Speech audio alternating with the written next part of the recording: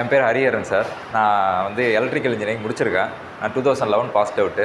ஆனால் நான் வந்து ஒர்க் பண்ணுறது எல்லாமே எலக்ட்ரிக்கல் ஃபீல்டில் தான் ஒர்க் பண்ணிகிட்ருக்கேன். இப்போ இடையில கொஞ்சம் நாளாக ஈவி வெஹிக்கிள் கொஞ்சம் நல்லா பூமிங்காக இருக்கறனால ஈவியை பற்றி கற்றுக்கலாம் அப்படிங்கிற ஒரு இன்ட்ரெஸ்ட் எடுத்து நான் வந்திருக்கேன் சார். இப்போ இங்கே வந்ததுலேருந்து ரொம்ப யூஸ்ஃபுல்லாக இருக்குது. நமக்கு ஈவி வெஹிக்கிள்லாம் ஒரு ஐடியா இல்லாமல் இருந்தோம். இங்கே வந்த பிறகு நிறைய ஐடியா கிடச்சிருக்கு.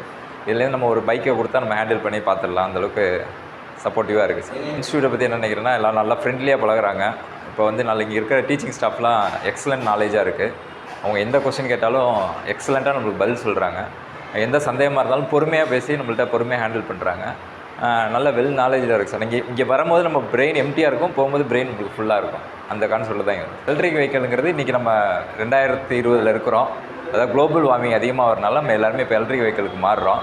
அது இல்லாமல் ஐசி இன்ஜினை எலக்ட்ரிக் வெஹிக்கிள் கம்பேர் பண்ணும்போது எலக்ட்ரிக் வெஹிக்கிளில் வந்து மெயின்டெனன்ஸ் ரொம்ப ஃப்ரீயாக இருக்கும். ஹேண்டில் பண்ணுறது ஈஸி. ஐசி இன்ஜினில் பார்ட்ஸ் அதிகம். இதில் வந்து மோட்ரு, கண்ட்ரோலரு, பேட்ரி இதுதான் மெயினாக உள்ள பார்ட்டு.